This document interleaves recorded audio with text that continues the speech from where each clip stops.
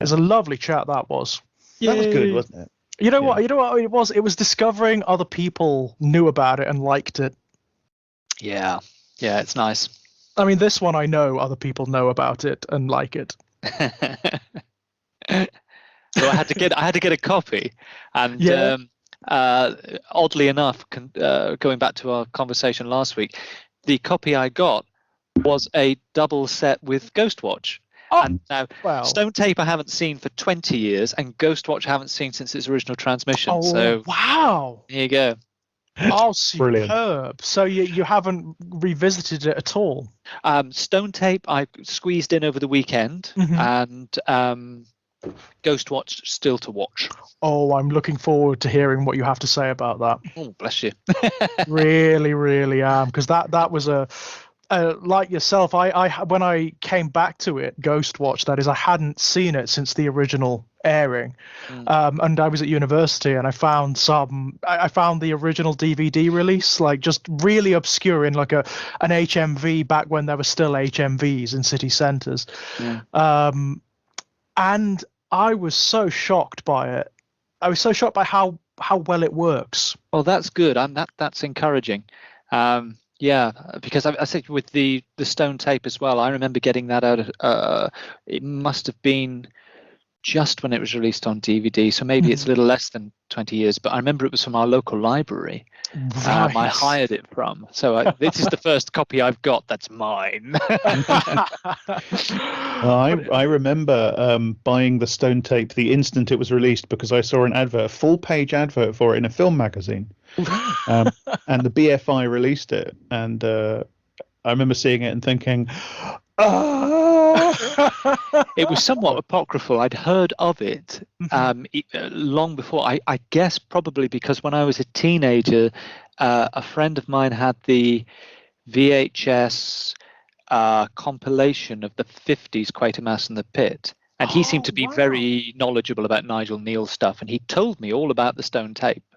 And but it was another sort of 15 years or so before I got to see it. This seems to be a common thing, actually. Yeah. I mean, I obviously didn't see the original airing of the Stone Tape, but heard about it a lot from lots of different people who I admire and like. I mean, I think the first time I heard of it was on. Do you remember when Channel 4 did? They did their 100 Greatest series. There was like 100 Greatest Scary Moments at one point. It featured quite highly in that. Oh, great! And it was voted for by the public. So there was still a great contingent of the public who remember being traumatized by it, basically. I will say just at the top, and I mean this is lamentable, really. I mean, like the two of you, I've seen my fair share of horror movies. I've read my fair share of horror stories. I hadn't seen the Stone Tape in 20 years, and I woke up about 3 a.m. the night we watched it, and I was fucking scared shitless because I was obviously having quite one of those rather curious sleep. My sleeping patterns are odd anyway, and it felt like someone came very close to my ear and said, "I am Caroline, and you are fucked." Now, at first, I thought I was going into a rather interesting dream. Maybe it's something, of a different caliber, shall we say, different genre. Different genre. But it was said with a kind of seething voice, and I jumped a mile, and and I thought, oh fuck, it's still. But I knew it was because it was all percolating away. It still has.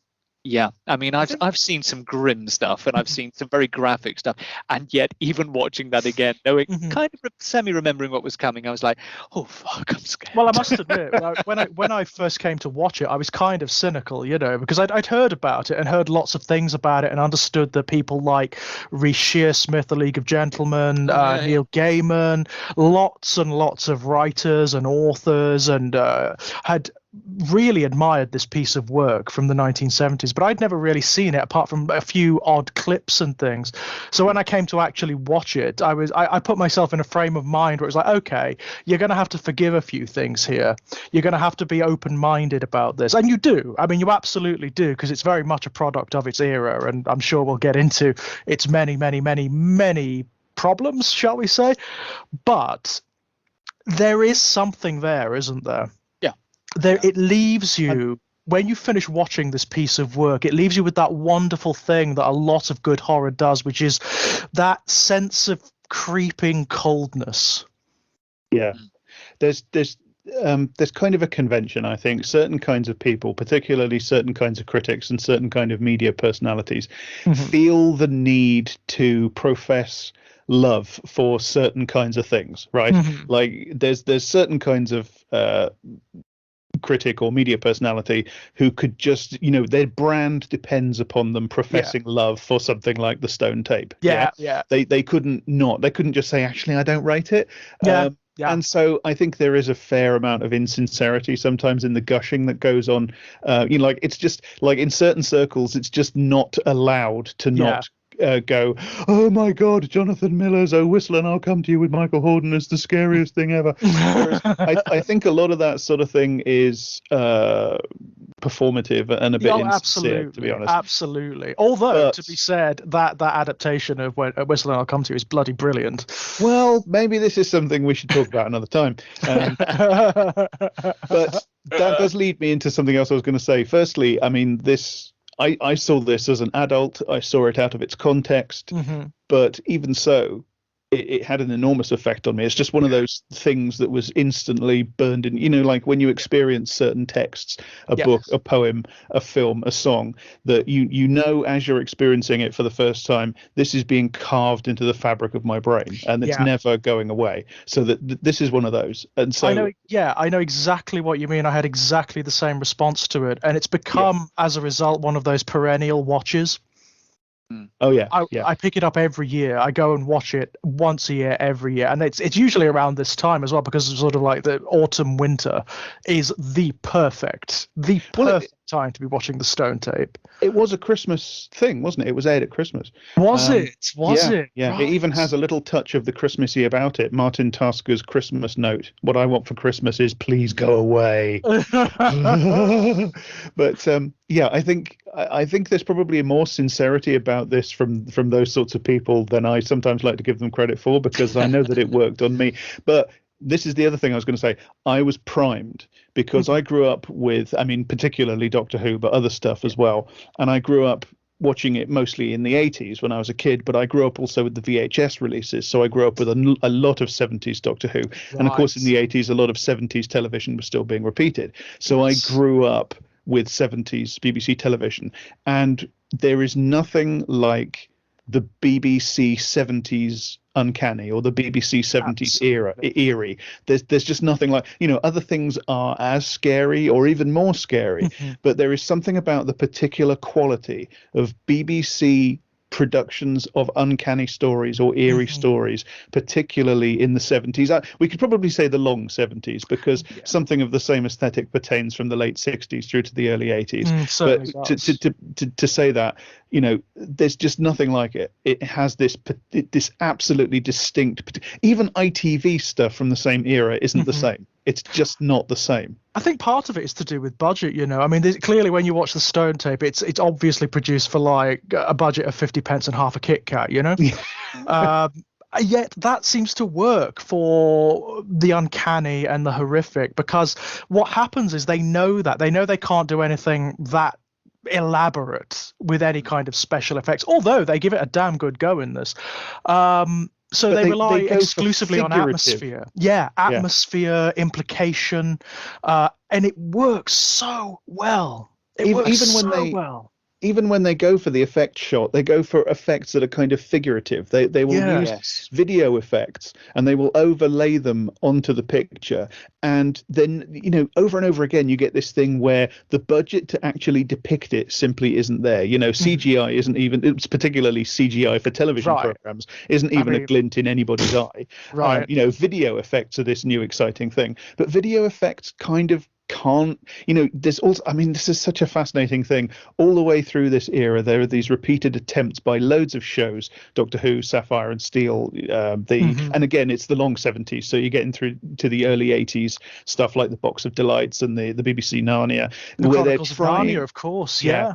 They're trying to use video effects in they will like use CSO to map in video effects that are in the shape of a human figure and stuff like that. They're trying their best to turn video effects, which are kind of this inherently figurative way of manipulating visuals, into something that is literal, that is representative, but it just can't quite be done. So what they over and over again fall back upon, and of course it's influenced by the psychedelic aesthetic from the 60s as well.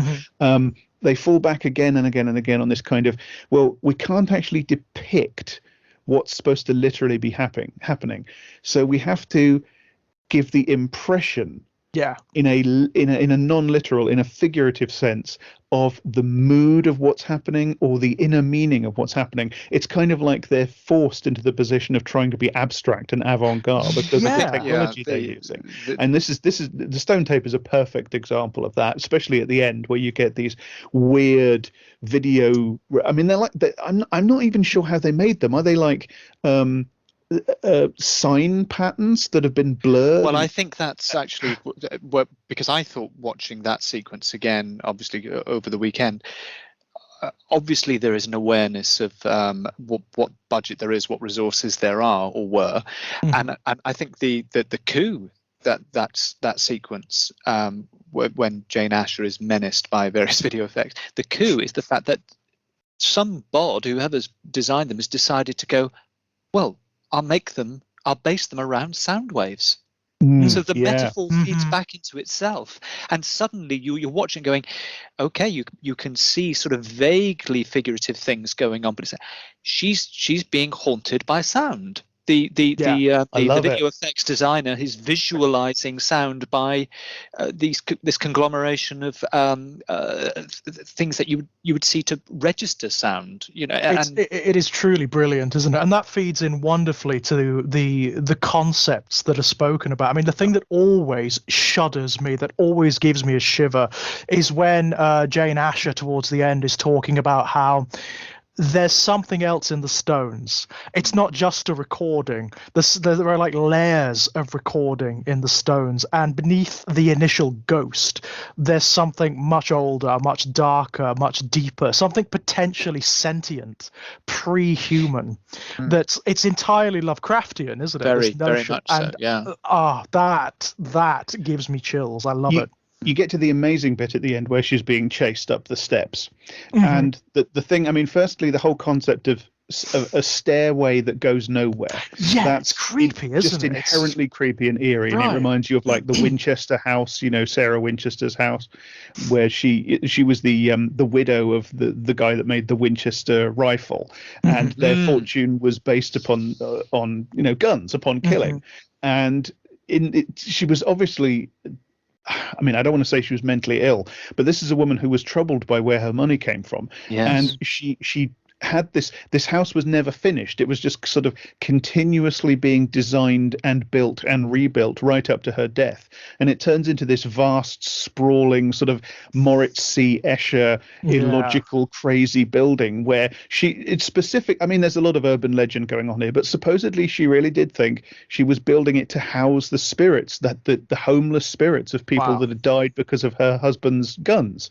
And you end up with just insane, irrational architecture, literally staircases to nowhere. And I don't know if Neil was thinking of that specifically, but there's just something inherently spooky about that. It's evocative, isn't it? It's just it's a wonderful metaphor for the irrational. We talked last time about how the house in The Changeling is kind of another in a tradition of architectural and landscape metaphors for the unconscious, like the labyrinth in The Shining, etc.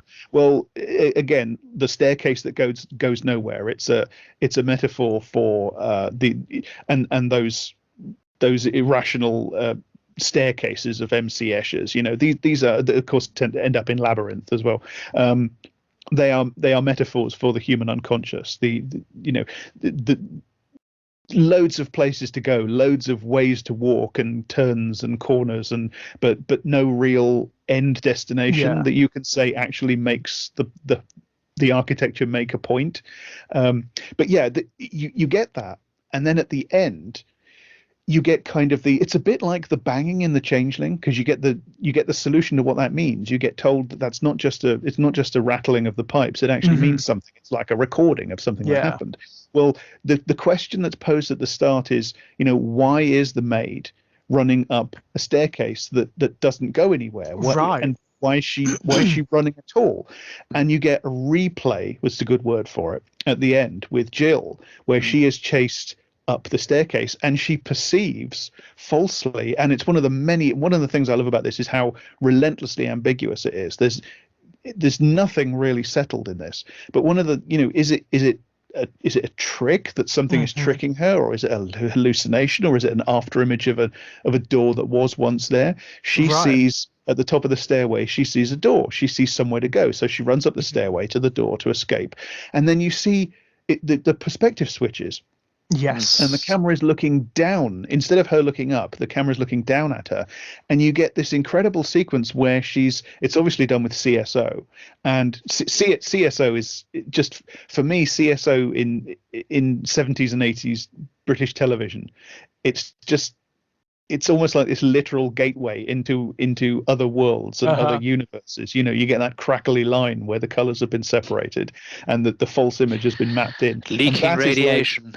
Yeah. I love that, and that itself is like the boundary at the back of the wardrobe, between the real world and it Narnia. even looks like that, doesn't it? Because of the perspective, what she looks like. You always get this impression that she's surrounded by darkness. The staircase isn't in the room anymore. She's ascending to some other. It looks like space. Being. It looks like blurred space. So at this point, you've gone full bloody Lovecraft. That is totally Lovecraft, yes, isn't it? Total early Lovecraft. Absolutely. She's actually moved out of this plane of reality. And really, going back to the point you were making earlier about the kind of television it is, this plays into it so well because they don't have the resources, and suddenly it gets very abstracted. But but it is great. It is really one of the strengths of it, because what I've found now, like you, I grew up on a lot of 70s repeats, and there's a sort of, as you say, it's the long 70s. There was a kind of low end 80s. There was prestigious drama in the 80s, which was all shot on film, but there was a low end 70s that was still doing this kind of raw, vision mixed electronic theater, if you like. And actually watching this on the weekend, the delight is that aesthetic, which was a result of production and budget, has now such a wonderful estranging effect. It's so alienating to watch. And it's now hauntological. It is hauntological, which I'm sure we'll probably get onto, because I think the one thing that kept coming back again and again while I was watching the Stone Tape on the weekend was the whole idea of this is an archaeology of sound, this is the nightmare of history, this is repeated history cycles, this is the hauntology that Derrida was talking about in reference to Marx, and all these, and the return of the repressed. It's all there. And but just as that last point on the kind of television it is, I think the other great limiting factor that they had to deal with, the writer had to deal with, Neil, of course, and the whole team, again, is its greatest strength. This has to be about people talking in rooms, and it's people talking in rooms that ultimately chill you, because it's the implications of what they're saying. So all the limitations on this, and some of the limitations are, a bit of a problem, but the limitations are very often the thing that makes it achieve what it does. And the two things that really stood out, and they're just fairly superficial things, but they really work for me. Someone took the opportunity to make those sets as enclosed as possible. There's some ceiling shots, and also someone had the wherewithal to go, okay, at times we're going to use quite impressionistic lighting, and we're just going to go with it. And all these things work really beautifully. So it now, rather than looking, at times it looks like a piece of dated 1970s television, but if you go with it with sort of, if you like, the right attitude, it it just seems incredibly strange. It is this odd piece of electronic theatre from 45 years ago, and it's deeply strange. Yeah. Absolutely, everything about it is almost alien to present day palettes, isn't it? You know, it's absolutely crucial, I think, that this is shot on video. I'll just put a pin in that and we can move on. But I really want to develop this, because this wouldn't be half as effective as it is if this had been shot on film. And No. I think there are test cases. There are quite specific test cases that we can get to. But yeah, please, George, go ahead. I was just saying that it's such an alien thing to present day palettes, isn't it? I mean, this is from it's from an era of British television that was sort of, it was about the time when we were starting to become more influenced by, say, big network US television, but we weren't emulating it to the same degree. So it's its own self-enclosed fossil of a tradition that is largely dead now. Yeah, the BBC is a very different beast now. Completely different. It just, you know, it's been corporatized and neoliberalized to the point where and managed internally to the point where this sort of experimentation, it just doesn't happen anymore. I mean, the BBC still produces some good stuff, but this sort of thing, this out of left field experimental stuff, it just, there's no room for it in their ethos, let alone their business model, which is how you have to talk about the corporation these days. Yes. And I think it's fairly widespread as well, because unless something seems to have maybe a literary source, such as The Terror recently, both my partner and I, while we were watching the Stone Tape, and we've watched a couple of things lately, not all in this genre, but from that sort of period of television. And the one thing we keep coming to is they're talking about things that we've not heard talked about on television in about 30 years. And I don't mean just in terms of genre things. I mean, even the things it's talking about beyond that. It was... you know, the things about, I mean, the almost feudal setup of Ryan Industries, Ryan Limited, where Crawshaw and Brock are like Thomas Mowbray and Bolingbroke. I mean, you know, fighting for politics. The, you know, to be the heirs apparent, and you know, so it's slightly riffing as well on people's knowledge of plays, you know, because but just some of the things, some of the dialogue sequences, even when they're not pertaining to the main plot, you just watch them and afterwards go, when was the last time you heard a conversation like that on television? And it doesn't have to be anything big, but it's just the kinds of conversations people are having in the television of the long 70s, shall we say, just to maintain that. I think that it's been squeezed out. It's been utterly squeezed out. We're now, you know, these things aren't important to you. It's something that you've said before as well, Jack, and I completely agree with it. It's the idea that I mean, I've got a lot of beef about definitions of drama anyway. I mean, you know, when people talk about drama as being somehow connected to turmoil, I think that's nonsense. I think that's just an obvious go-to. And a similar thing about drama being about turbulent emotions. Again, yeah, in part, but not completely. And therefore, a lot of drama sort of like, well, if we sort of hit a sentiment, if we hit something sentimental, or we hit something which is a kind of conflict between people, we've kind of got our job done. And yet things like the Stone Tape and things outside of that genre from that period are dealing with different kinds of emotions that have their origin in more intellectual or more political, or, you know, just other areas, and it's gone. And it makes me sound like a curmudgeonly middle-aged man, but I think I've got fucking objective evidence that it has gone. Personally, I'm quite happy just adopting, you know, not that I've got much choice about it, but, you know, I've just made my peace with that. But I think there's something, but just to finish the thought, I think there's also something, I do agree with you about, I think what you said earlier about the sort of neoliberalization, the corporatization is absolutely right. I also think there's something in the fact that once television left behind the vision mixed electronic theatre aesthetic and went to the single camera film, it became less about dialogue. It became less about a particular kind of interaction between people.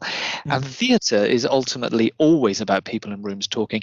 So it's been squeezed out on that basis as well. I think it's both economic, and I think it's also in the aesthetic. And I think programs that have lasted a very long time, you mentioned Doctor Who earlier, Jack, when you compare and contrast where Doctor Who is, say, this century compared to the long 70s, it really shows through there, because it is such a different beast. Because there's it has no clearer test case, to be honest, because you have, to be reductive about it, you have social democratic Doctor Who. You have Doctor Who from the era of post-war social democracy right up to like 1989, which is kind of the last moment that was still staggering alive. And then, in the 21st century, you have, again, to be a bit reductive, but it's essentially true, you have neoliberal Doctor Who. So you can you can divide it into those two parts: social democratic Doctor Who and neoliberal Doctor Who. Absolutely. Just put them right next door to each other. Conservative Doctor Who more recently, of course. Leaning even towards the centre conservative. Even when the neoliberal anchor is racing towards the seabed of our own destruction, which is in the late 80s, the fact that the programme at that point is going fuck this, and is actually gearing up for a fight more than it had been, perhaps in the era just before it, where it was not so engaged in that sort of thing. So it's the last. That's the end of something, not only the literal end of the program in its original form, but it's the end of being able to go, there's this whole thing that's happening, and we're going to resist it in our small, cheap and cheerful way. Well, in its own peculiar way, the Stone Tape is kind of expressing that very kind of concern, isn't it? You have this notion of the ancient thing, which is beyond human understanding, which is in its own way, it's miraculous. It's utterly miraculous. And by certain characters, it's treated in that way. It's treated with a degree of reverence, like by Jane Asher, for example. But then you look at Brock's response to it. And Brock is sort of the Thatcherite businessman in potentia, isn't he? Before there ever was Thatcherism, he is that. And the way he regards it is, let's package it, let's commercialize it, let's turn it into something we can sell. I think Brock thinks that he's like the Thatcherite businessman in the, he thinks of himself as like this cutting, thrusting, no nonsense, push ahead alpha male, always. But he's actually incompetent, isn't he? He's actually profoundly incompetent. He's deeply incompetent. He's also deeply cowardly. Like one of the repeated notes in the story is there's this guy who, when he's in a room full of people that he's got authority over or people he can bully, he's the loudest, he's shouty, he's telling them what to do, he's shouting them down, etc. The minute he gets on the phone to his boss, he's creeping and crawling and begging. Or his wife, for that matter. Yeah, absolutely. There's one key thing that he is as well, and I think it's an interesting thing that's put in. It's a contrast, is that because of the kind of genre we're in, and because of its own history as storytelling, obviously Jane Asher's character is put into it as the sort of almost hysterical, emotional medium, the one who's sensitive to it. But of course, what we realise very, very soon into the pretty much the sort of second third of it is that the truly hysterical person in the whole thing is Brock. He is hysterical. His whole attitude, I mean, and how it bleeds into his attitude to, say, the fella who works at the pub, where how he treats people, how he treats his wife, how he treats the secretary. But he is histrionic, and I love the fact that it ends on him in being the most hysterical. It's the last shot is the confirmation that he is the most hysterical, emotionally. I don't want to use the word unbalanced because it's got too many connotations, but just reckless. Yeah, there's an inversion that happens, isn't there? Like at the beginning when he's presented, you think that he is in control. You think that he has this vision for what he wants to do, and he is, and he knows what he's talking about, when actually, as the show goes on, you realize that simply isn't the case, and that perhaps this is his last chance. He's had many failures before this, many pet projects that have gone south for whatever reason, including by the way, his marriage and the implied relationship that he has with Asher. He's pretty much a failure all round, isn't he? And this is an enormous gamble. I mean, even when he changes it partway through to taking inspiration from the building, it's still an enormous gamble. And I think, although it perhaps doesn't come off quite as well as it might have, but I think it's a performance issue. I think that's where the Crawshaw subplot is really interesting, because Crawshaw is dealing with something very modest, something very simple. He's just going to keep the nation's clothes clean with his washing machine, but he's going to win. He's going to win. He's going to win, and he's going to be Ryan's heir apparent. It's not going to be Brock. No. Brock does get ridiculous at one point, doesn't he? I mean, he's giving the stirring speech to the Taskerlanders, and he talks about the evolution of his company towards, what is it, Taskerland International or something to that. And then he talks about going into outer space, I believe. Yeah, I noticed that. Elon Musk in right. Yeah. But a very British version. A very British version, who maybe has the ambition but hasn't got any of the chutzpah to do it. Yeah, no, he's profoundly irrational, and repeatedly, every time he's frustrated about anything, he resorts to some form of aggression, some form of violence. The first time they go into the room, he's annoyed that it hasn't been turned into a data center or whatever. So he shouts, "Well, all you need to do is tear this out," and he grabs a hammer and starts smashing the wood. Repeatedly. And he is the kind of personality who seems to interpret that as proactive. Yeah, he's the sort of person who thinks being busy is walking around briskly holding a clipboard looking cross. And that's that's got him this far, which is as it becomes clear throughout the show, this far is on the brink of redundancy by the looks of it. And ultimately results in not only the destruction of something miraculous, i.e. the first level of the recording, but also unleashes some terrible ancient malevolence. That was something I wanted to go back to, actually. You said that earlier. One of the notes that I really noticed watching it again this time round, and this is one of the things that I deliberately don't watch very often because I don't want to deaden its effect on me. But I watched it again for our conversation, and one of the notes that hit me this time round is how sad it is when you think the quote unquote tape has been erased. It's not just that the characters all suddenly seem deflated. I mean, Brock is deflated because he thinks he's fucked up his chance, and more than that, he's made a mistake and degraded himself in the eyes of the people he likes to dominate, which is the worst thing. But it's like everybody else is kind of, they don't say it because the workplace culture, and that's something else we could talk about, this deeply blokey, toxic, almost public school boy workplace culture, but it doesn't really allow any of them to share feelings like that. But you can tell everybody's sort of upset, and you feel it as well as the viewer. As much as the thing has been depicted scarily so far, it's eerie and unnerving, etc. When you think it's been destroyed, there's this feeling of tragedy almost. Yeah, there's melancholy, isn't there? Something's been vandalized, something's been ruined. Like somebody chucked turp at the Mona Lisa or something. Well, that's it, isn't it? Because it's sorry, go on. No, go ahead. Oh, I was just going to say, I mean, I think that because the obvious analogy, and of course it's something that Neil has already written about in another form, we're dealing with the archaeology of sound, the archaeology, so it's like someone smashed all the clay pots to get on the top level because they think something else is more interesting and then realize that maybe there's nothing else under there, but you've still got a bunch of smashed pots, and of course it's devastating, It's an act of desecration. But I think it's also that these guys are kind of trapped in this workplace. It's the workplace culture, and it's kind of aggressively male and glib and almost bullying and material and kind of workaday and banal, etc.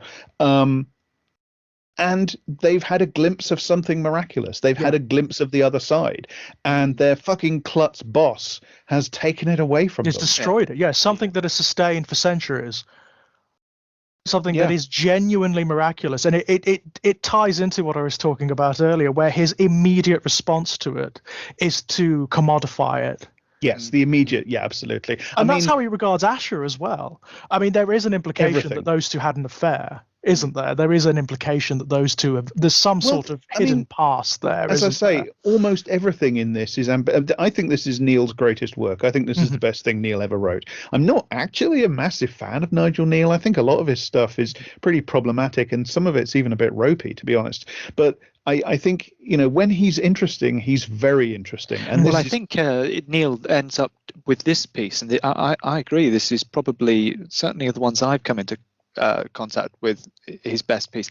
It's that really he ends up in places that are more interesting from the vantage point he's necessarily writing from, because he's a very conservative writer to the point of reactionary. Yeah, absolutely. I mean, Quatermass in the Pit is the obvious one. I mean, I think Quatermass in the Pit is both a terrific television serial and a pretty terrific film. I love the Hammer film. But I love the Hammer film. I adore it so much. Barbara Shelley, by the way. Barbara Shelley, just fucking amazing. I love Barbara Shelley. Yeah. She's one of our most undervalued and under-treasured movie She should stars. have had a better career than she did, because she is magnificent. But I'm always amazed at the argument that often comes through with Quatermass in the Pit, for instance, that Neil is just so forward-thinking about the horrors of racism. It's like, what are you watching? This idea that we're programmed for it. It's in our genes. We can't help genetically programmed to be xenophobic. And then you get the nice white middle-class professor at the end telling us all that we must do better. I mean, that's deeply reactionary as a conception. Yeah, absolutely. And I find with and then you get like the nihilistic hippies in the last Quatermass thing. Absolutely. But the Stone Tape is a sort of similar thing. Even though, but it's much more interesting where it ends up, because even though inevitably we're going to have to acknowledge that there's sexism and racism, it's also part of depicting these characters. That's wherever he starts as a writer, it does start to take on its own life through the scenario and through the characters. I mean, Brock he's like a cancer. He infects every aspect of the story. And everything he touches dies, doesn't it? Everything he touches, his own marriage, his career, everything. And the recording, Asher, everything is destroyed by him. Yeah. And look, I'm not going to interrupt you, but throughout this, Brock is depicted, I mean, the entire workplace culture, the entire corporate culture, but Brock is the personification of it. Yeah. He is depicted as, he's a bully. I mean, he's shown indulging in racism, colonialist condescension, toxic masculinity up the wazoo, misogyny, sexism, the way he takes out on the barman. Contempt for people beneath him, contempt for the working class, contempt for women, patriarchy. He's like all of it concatenated into this one lump of garbage. He's like an avatar of toxic masculinity, isn't he? Really and that's where the Stone Tape ultimately triumphs, because although we know the kind of, I used the word curmudgeon before to describe myself, but the kind of curmudgeon Nigel Neal was, it's in this one that the sexism, the racism, the classism, he's showing how it's baked into British society at that that these people represent, and also we've got the decline, the rather sharp decline in the performance of British industry anyway. So he's being quite topical. I mean, in terms of the and how it erupts when the sort of boundless logic of free market capitalism and industrial competition is sort of layered on to this script, and in addition to the sort of historical trauma that's going to be unearthed, his script becomes in places oddly radical out of moments that begin quite with a reactionary tenor, if you like. Yeah, it really does, doesn't it? Like, I've been puzzling over this, and I think, I don't know, obviously, but knowing that Neil starts from the position of a reactionary, at the very least a reactionary liberal. I don't know if he's, my guess is he probably voted Tory all his life, but let's say, but he's a reactionary of some kind. You can tell that from his work. So what is he getting at? He wrote this, so what is he getting at? And I think, well, is this some kind of gender essentialist thing where, like, the idea is to critique something that you nevertheless think is just kind of inevitable because it's built into people? Like, men are kind of inherently rational or try for rationality and inherently creative, and inherently dominant, etc. But it goes wrong. These things can be good, but they can also be bad. Whereas women are sort of inherently empathic and sensitive and creative, but that can go wrong. It can result in timidity or oversensitivity or hysteria, or whatever. Is it something like that? Is it like industry is great, competition is great, but when it gets deformed by these bad impulses, then it becomes, that might have been where he was coming from. I don't know. Which is it's a very liberal position.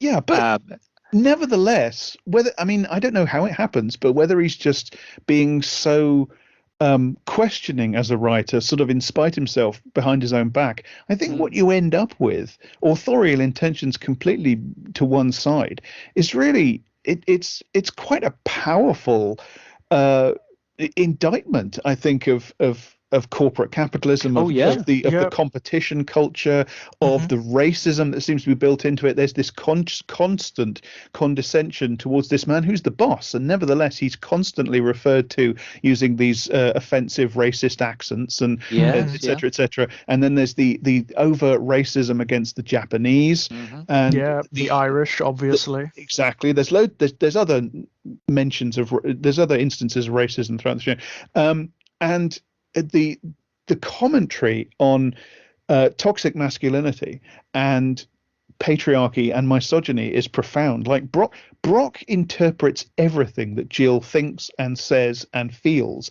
through himself. There's an egocentrism verging on narcissism in Brock. And every idea she has, every thought she has that doesn't serve him is suppressed and pushed down. Or interpreted as an attack. Yeah. There's some wonderful dialogues between them where she's trying to insist that there's something more here. It's about halfway through. She's trying to insist that there's more profound things going on here than he is able to comprehend. And he starts talking to her as though he does the whole hysterical woman thing, essentially. And you're trying to attack me. Yeah. This is all about me. You're trying to undermine me, aren't you? He repeatedly projects his own narcissism and aggression and manipulative onto her. Repeatedly. And this is where it was interesting for me, because I watched it with a woman, and I said to her at the end, okay, right, we had our chat about it, and we talked about Jill, and my partner, she made I thought a very good point. She said, this, we know where this script is coming from. However, it's really interesting how you can read so much of it as critique, and the character that comes off the worst is Brock. However, we do also have to remember that it ends with a dead woman, and even her revenge is, there's no resistance here, because it's not a real revenge. It's just a recording. She would not be cognizant of her own. There's no agency there. So it was an interesting mixture of thoughts, and that it was like, yes, in some ways this is actually really, and I think it also helped the fact that we had a sort of strange little link, because Vicky, my wife, her mother was a computer programmer in 1972. She worked for a bank, and it was very much, programming then, particularly in Britain, was very much seen as a province for women who had A levels and who had an irony for background. You historically. Exactly. And she told me some very, very interesting stories about the working environment there, and it thought, this is an on-point reflection, because I've spoken to Vicky's mother about her time when she did this, when she was running the mainframe for Barclays, I think, and she said, it's working in a male-dominated environment where you are the programmer. She said it was interesting, and and the stone tape is not exactly taking liberties. So it's interesting, the remark about it ends with a dead woman, and the revenge is, I agree with that completely. One of the problems with depicting male violence towards women, not just physical violence, but emotional and political violence, is that it kind, in order to be honest about our society, you kind of have to do it. You have to represent that violence against women, but at the same time, the constant representation of violence against women is part of the violence against women in our society. It's part of the normalization of it, isn't it? Yeah. It's, I mean, it's our problematic. our culture is obsessed with tortured, violated, murdered women. It's just everywhere all the time, and yet, you know, so if you're trying to depict the victimization of women, which is a real thing under patriarchy, you kind of just forced into one of these little inescapable cul-de-sacs that exist in texts, where you can't depict the thing without, in a sense, becoming part of the hegemonic cultural violence that's done. But the point there, I would take a slight issue with what was said there, because I think it is ambiguous about what's happening at the end. And I think in terms of the metaphysics, in terms of I think the whole thing is ambiguous. This is why I was saying earlier, I think this is Neil's best work, because in his lesser work, like Quatermass and the Pit, for all that I love it, it is pretty flat. You know, Quatermass figures it out, and Quatermass tells you. And like the stuffed shirts at the ministry and in the army and the civil service are like, that's bollocks, Quatermass. Fuck off. But of course, the show and the film then prove him right. I mean, he is triumphantly proved right about everything he said. So it's just, Quatermass's theory is right, says the show, right? This, like everything in this, is up for question. The exact nature of Brock's and Jill's relationship is up for question. Are they still lovers? Have they been lovers and are not anymore? Is it even a question of recording? And if it's recording, what do we mean by recording? Yes, is it recording exactly in the sense of recording a copy, or is it a recording in the sense of storage? Like, if you look at it very closely, the notion of it being a passive recording without any kind of intelligence at all is driven by Brock, because the minute he starts to see commercial imperative here, or potential, he immediately says, no, it's not a ghost, it's not something sentient, it's not even something metaphysical, it's something that we can utilize. And that's essential for his agenda. But beyond that, we don't know. We don't know that. He wants it to be a kind of blank, inhuman material that he can exploit. Like, he wants it to be stone. So you can, Kentish rag, you can find it everywhere. Just hack it out, buy it, hack it out, use it. It's great. That's for him. So it replays this thing, and the recording itself is just like, it's just a recording. That's what he wants it to be. He wants it to be immaterial and human. Jill accedes to that because she doesn't like the idea of the maid still being aware of what's happening. She doesn't like the idea of this soul in torment, trapped in living hell, endlessly repeating the worst moment of her life. I mean, that's a hellish notion in and of itself, isn't it? It's really horrific. That is why the worst notions of hell that anybody ever, I mean, like pitchforks up the arse, that's nothing compared to the worst notions of hell that we've come up with as a species are always the ones about reliving the worst moments of your life over and over and over again, and never being able to change it. And that's what she fears. She's empathically, and it's repeatedly suggested, even in the text, Collie figures this out, that she is sensitive, that she is psychic. I mean, it starts with her having some kind of premonition of disaster, where, by the way, she's being crushed between two instances of the firm's brand logo. But she is connected in some way to this thing, or at least she thinks she is. So she repeatedly refers to the phenomenon as her. She calls it she and her. She calls it by name. She thinks of it as a person who is trapped. And that is antithetical to Brock, because Brock just wants it to be a resource that can be bought, enclosed, processed, commodified, and sold. But Brock's perspective, he enforces it on everybody. It's like in Richard II. Bolingbroke's perspective on Richard is so hegemonic and so acceded to by everybody else in the play that, like, even people watching the play nod along, despite the fact that Bolingbroke's own interpretation of what's happening is manifestly flouted by the actual events people are watching. But Bolingbroke just asserts his perspective, and he wins and gets the throne. So even like people criticizing productions of the play now will repeat his version of events, despite the fact that the play doesn't show the same thing. And it's like Brock's done that to everybody else. Brock has talked everybody else into thinking that it's just a recording. Well, he's used that grifter's trick as well of providing people with something that absolves them of responsibility. You know? Yes. Yeah. Oh yeah, that's good. And that's where you can if it's just a recording. And it's nothing. It doesn't feel anything. It doesn't matter. We can do anything we like to it. It makes the following desecration far less profound for them. And that's what you do to the slave. You say that the slave is not a person, doesn't feel, doesn't think. And it's not I don't think it's a coincidence that the quote unquote ghost is both a woman and a maid. It's a female member of the working class. And you end up with the scene where he's trying to summon the recording as he thinks of it. And he's blasting it with sound and lights. And he's screaming, "Come when I call you." Come when I say. Yeah. And there's even that very telling aside when he goes for a moment of levity and he jokes, "Oh well, it was probably the master chasing her down."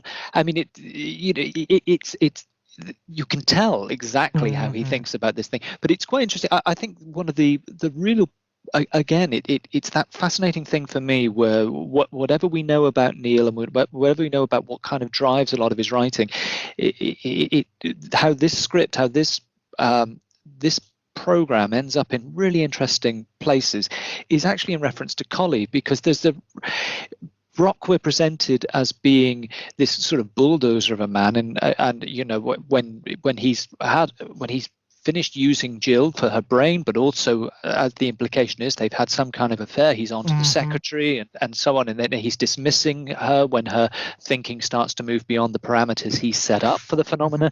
But there's a lovely thing with Collie, which Collie lets her down in the end, and that hits hard, and a lot of it helps a great deal is the fact that Ian Cuthbertson is the actor, and he really registers that moment, because his is a very different kind of sexism towards Jill. It's the more women are dressed in China version of sexism. It's the paternalistic. But it's still damaging.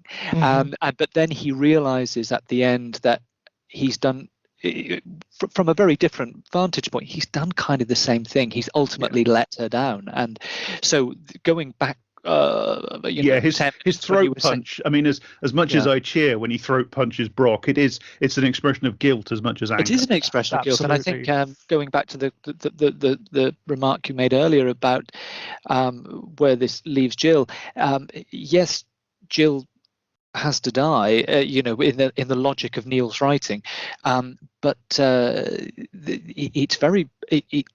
Yes, we are left with a dead woman, but the power in this is needless. This is two men locked into ways of thinking. But I thought it was also interesting, just on a generational front, about how we're not just talking about historical cycles and the archaeology that's going on in the room. We're talking about different generations of men as well. I mean, Collie is older. His whole way of treating Jill is so different to the men working with Brock. Although it's interesting, again, it's just little strands, it's just little implications how some of their behavior with the young guy, especially the thin young guy, starts to alter. Everyone's on a subtle journey who, I'm talking about the support cast, and it just comes through in just the odd line, and you think, this really is Neil's most interesting work, because it's oddly complicated. I don't know how much he was aware of, but it's there. It keeps coming through. People keep repositioning themselves, except Brock. Brock is rigid, isn't it? That's really interesting. Like, all of the other characters go on some sort of arc. They have some sort of journey from one place to another, whereas Brock is rigid all the way through. Absolutely, until the point where he can't help it, where the circumstances force him to change his way of thinking, and that is entirely traumatic for him. I do wonder how much Brock is kind of an encoded portrait of John Osborne, who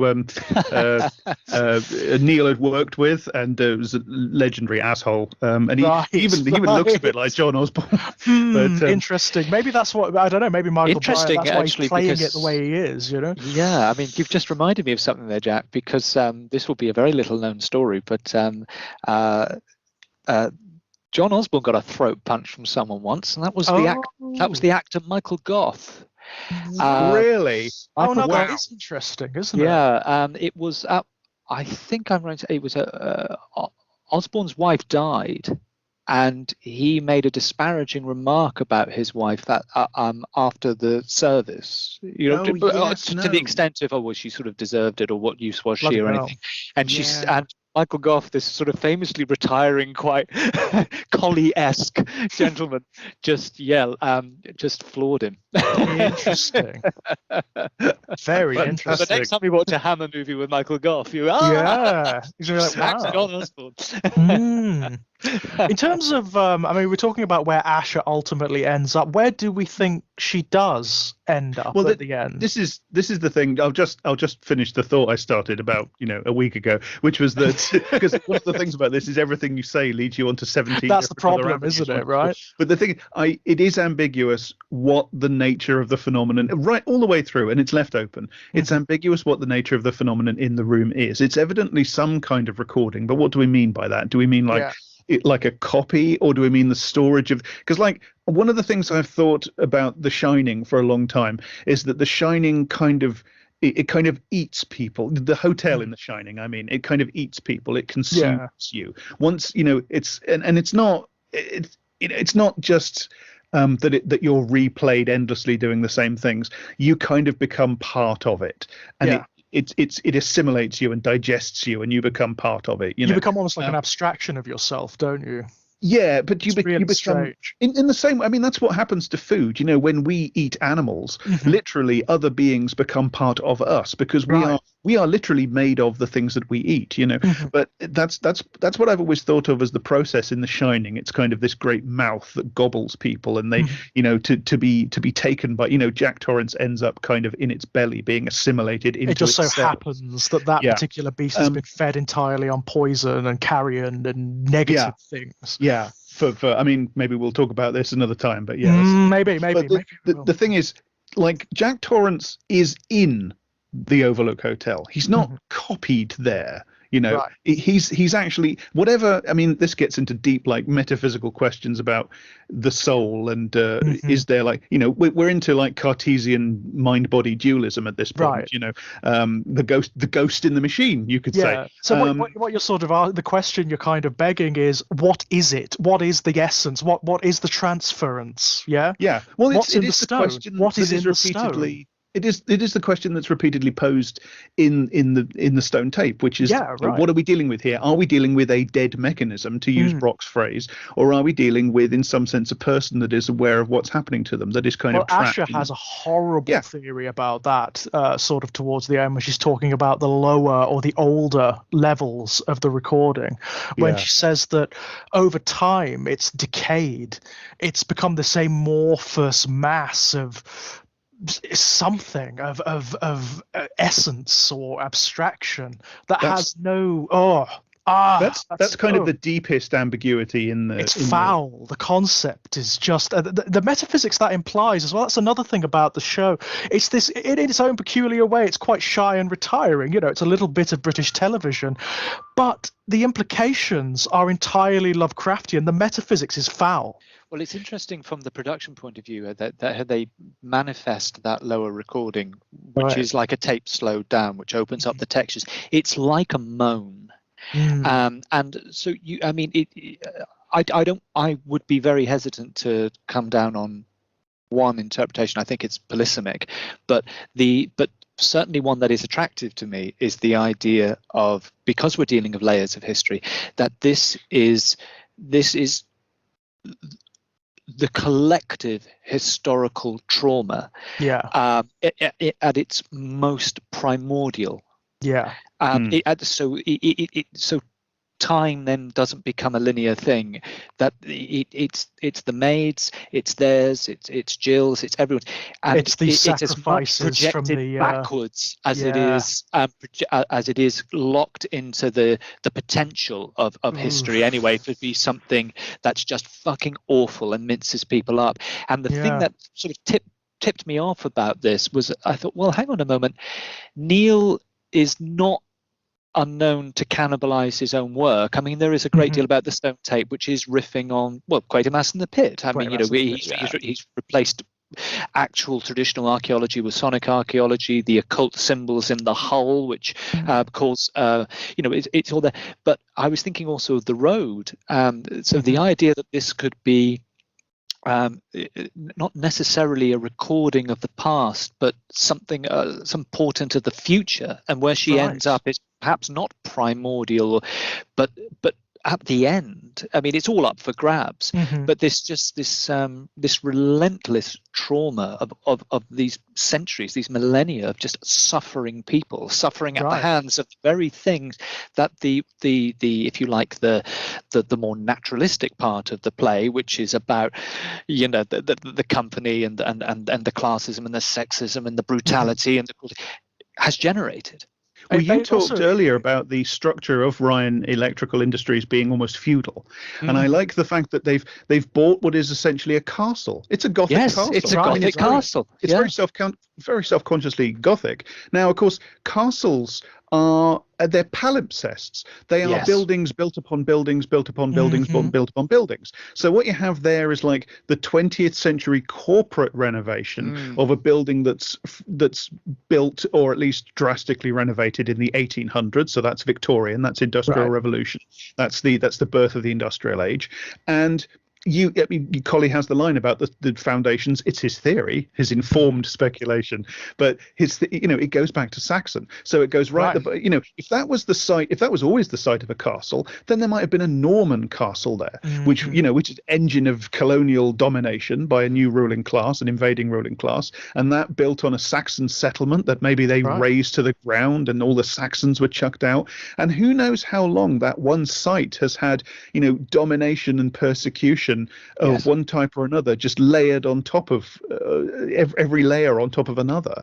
It could be something very like The Shining, actually, where what haunts the Overlook, what haunts us is the Overlook Hotel as like this distillation of the so many layers of the nightmare of history, specifically American history, all sort of condensed atop each other, except that here I've often asked, what would the British version of The Shining be, the equivalent, and this is a contender. Absolutely. Yeah. But I think actually just to finish one thought, which is that I think it's interesting, all that being said, that what happens at the end, bearing in mind the ambiguity about what the phenomenon is, that leads to an ambiguity about, so to speak, where Jill is. Is she dead, but there's an imprint, or is she, in a sense, still there? Has she kind of been gobbled up and digested? Is she trapped there? And if she's trapped there, is there a sense in which what we see at the end is not just a replay, it's her revenge? That's how I read it, attacking him.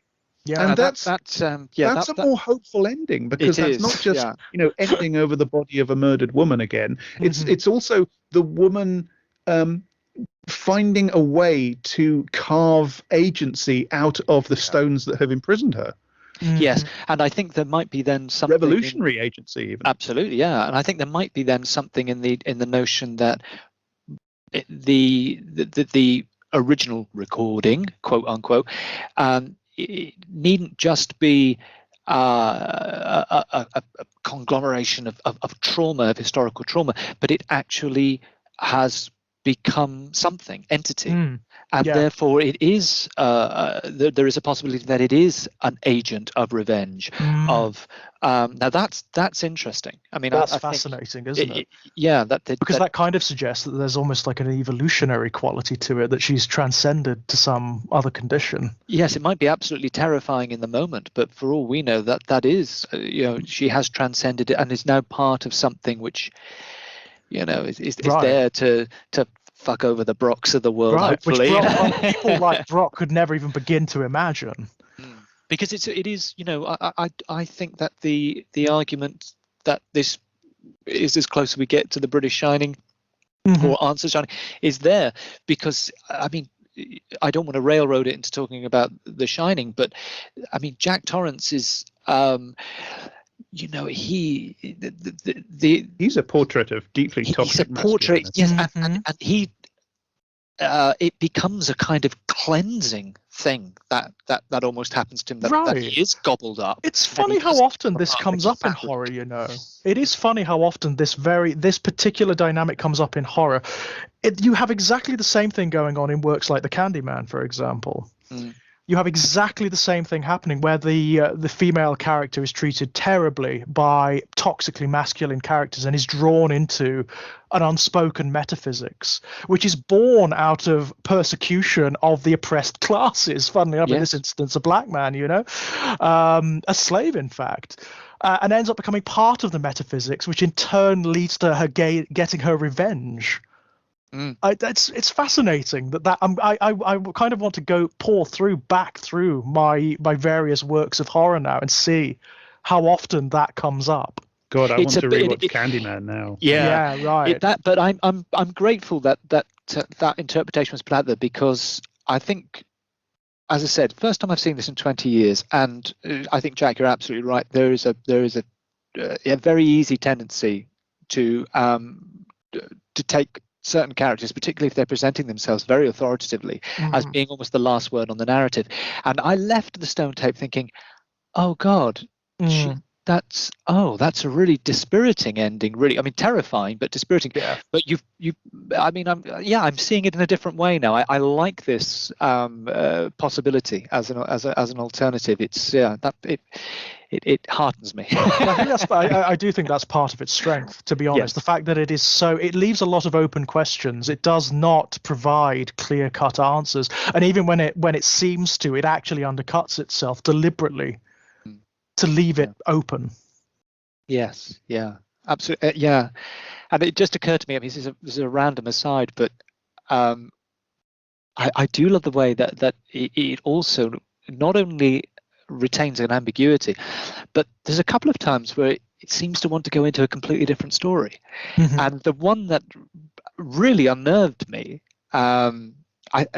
is the moment that Tom Chapman screams, "It's in the computer." It's in the computer. And you think, we're going to get a completely different story now. We're going to get a new, and it's not.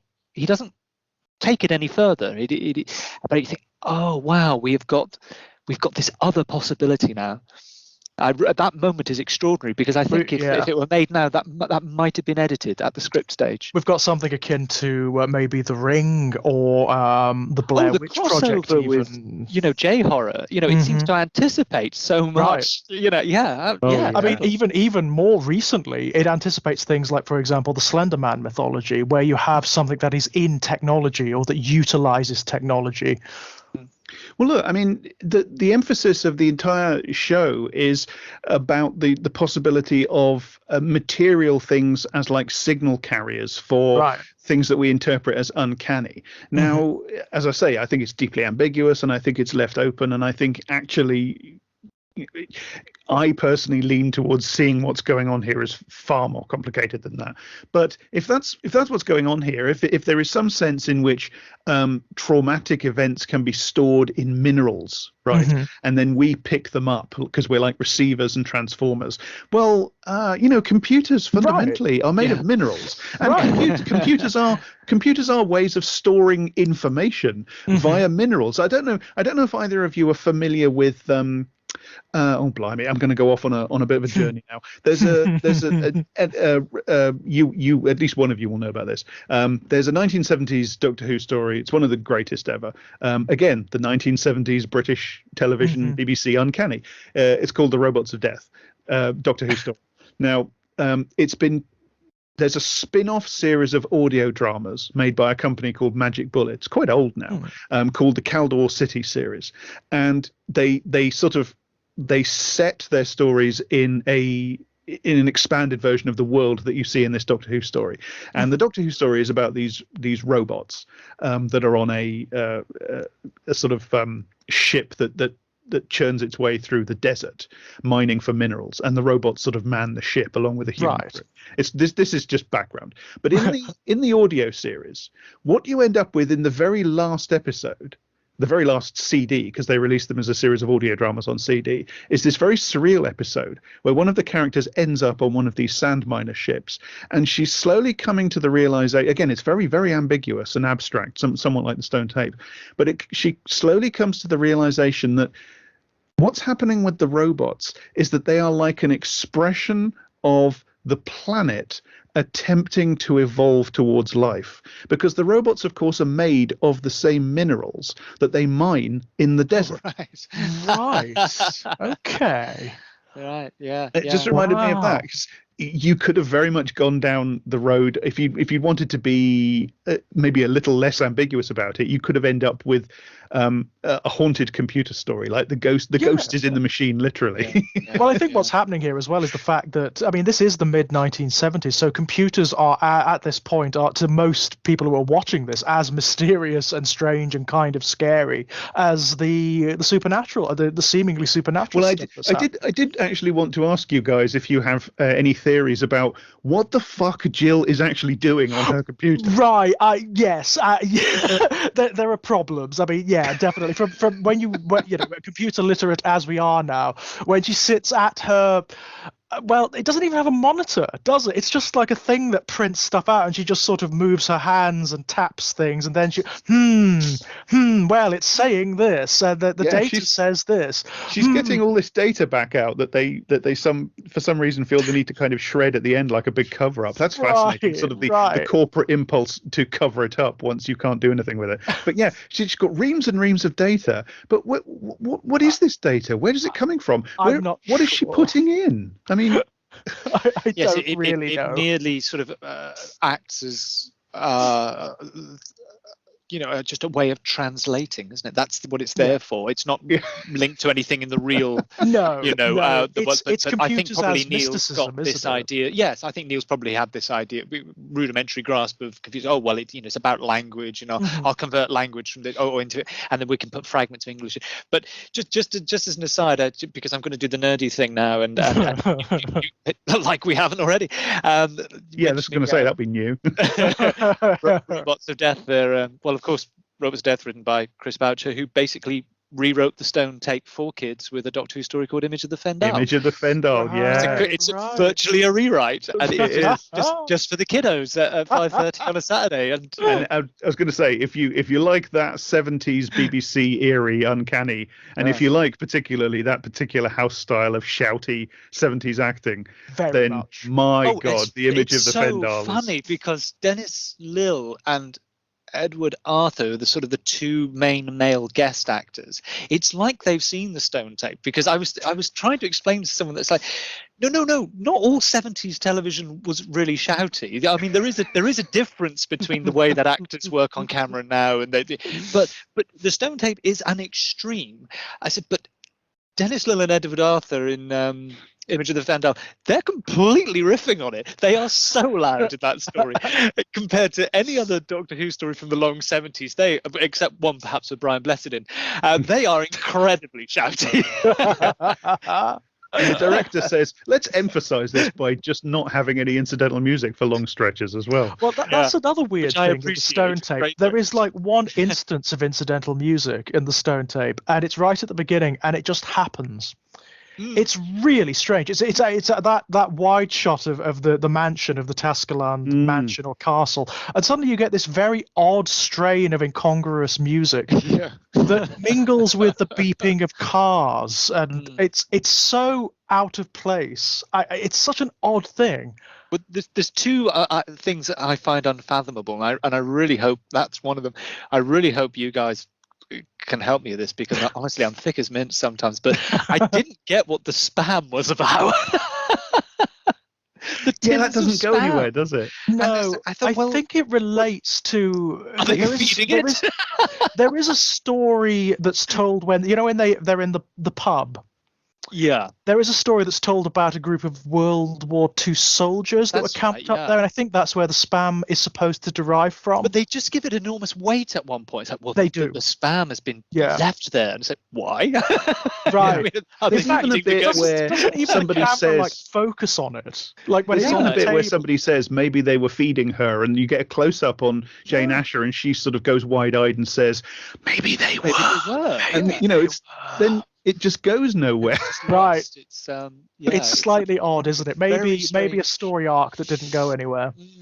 Yeah, rather like it's in the computer. You get these little things, and again, it's one of the delights of television of that period. That would have been script edited away if it was streamlined and done now. Or maybe it's me just putting my own interpretation on it. But what I find with Jill as the computer programmer is that she's acting the fact that A, she's a woman, and B, she's a computer programmer, and C, it's established that she's some sort of empath, that she's receptive to these kinds of things. She's acting almost in a shamanistic role here.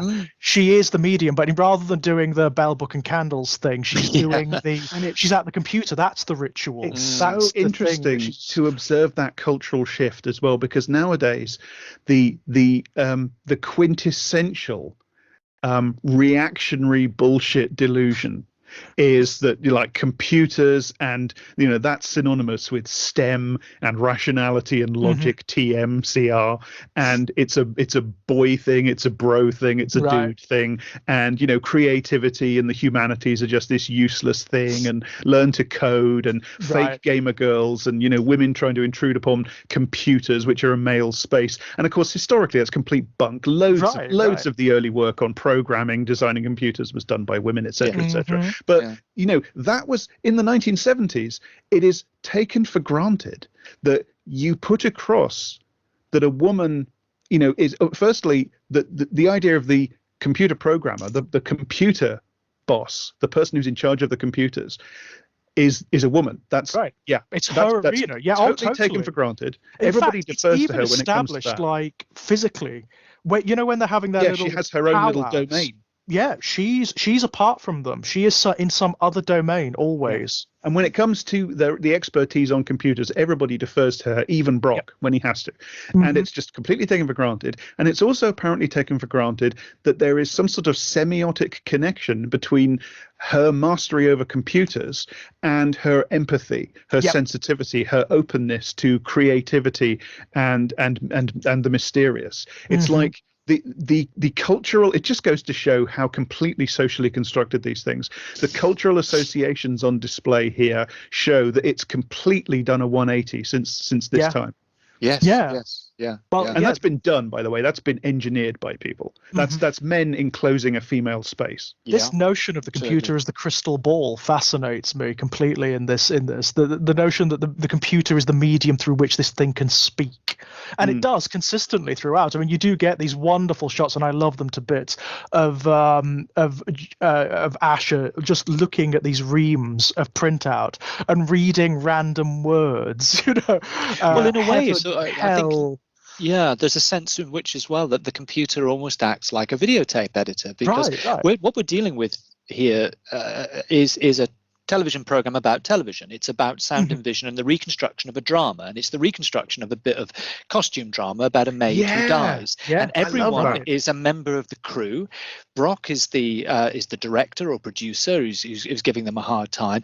Jill acts as the VT editor, therefore she puts everything into a more easily readable form, which you have the metaphor of having it via language, typing, and also you then are getting into the whole idea of things like repeats. I mean, this was an era where repeated television, repeated drama, because there were holes in the schedule, and it very much and that thing Jack was saying earlier about the fact that it is a piece of total videotape as well. It's OB videotape for the location sequence, videotape for the studio sequences. Of course, this is a television program about the construction of a television ghost story. That's fantastic. And it just bleeds out and becomes something else.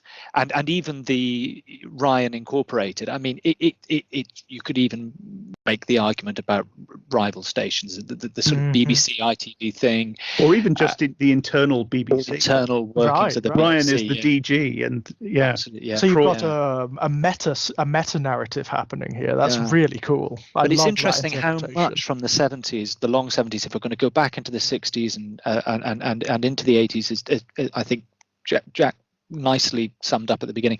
So much television that comes out of the fantasy, horror, or science fiction genre is about telly. It's about television talking about itself. What is it as a phenomenon? Yeah.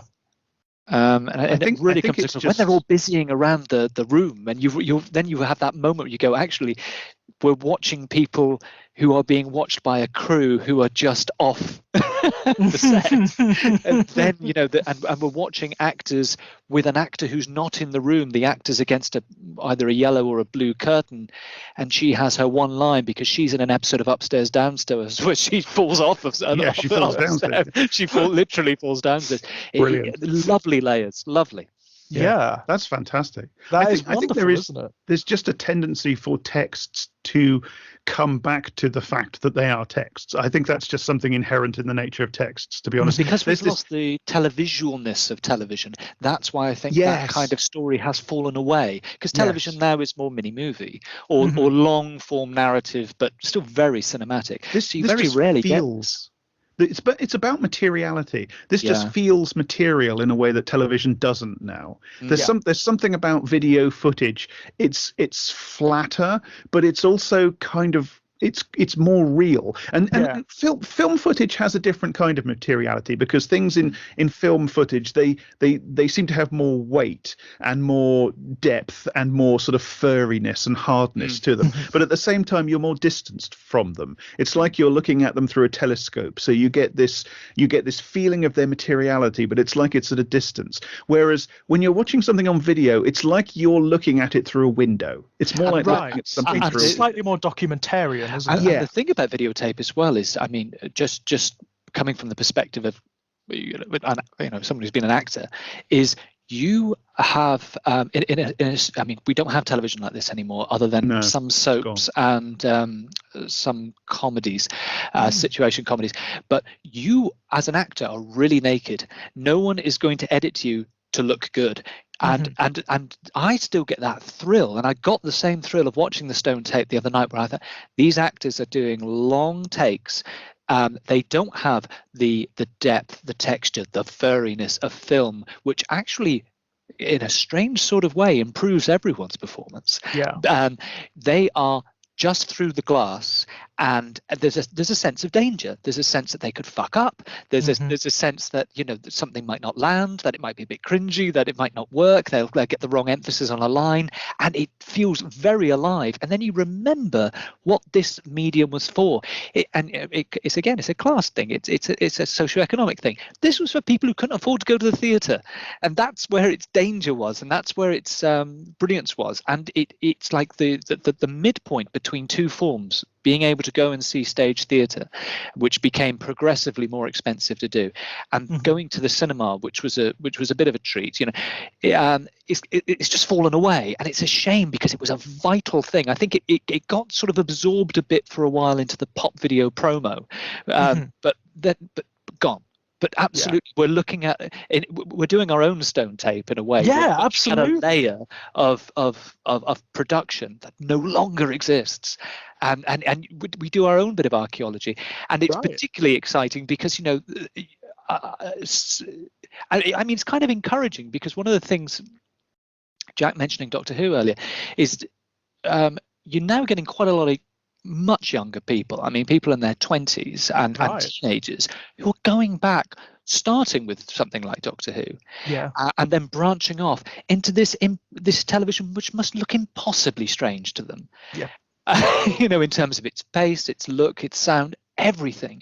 But there's this fascinating so it's disappeared, but the particular layer is being rediscovered. Yes, there is an archaeological fascination to it, isn't there? Because it is so strange, because it is so alien to us now. And particularly people who are born in the 80s after. We're watching imprisoned images of the dead, imprisoned in mineral form.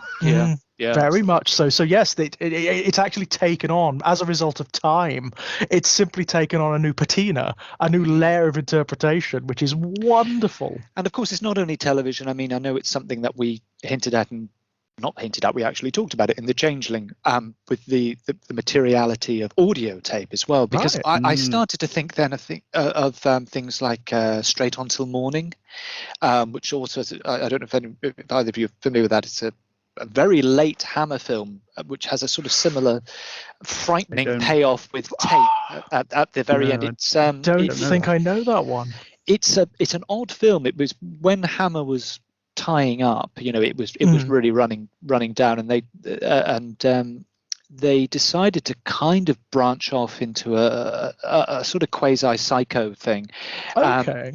And the story is about it's actually rather wonderful in its way, because it's got, the actress is so famous. She was the original in A Taste of Honey. Oh, the play A Taste of Honey. Anyway, Tushingham. Rita Tushingham.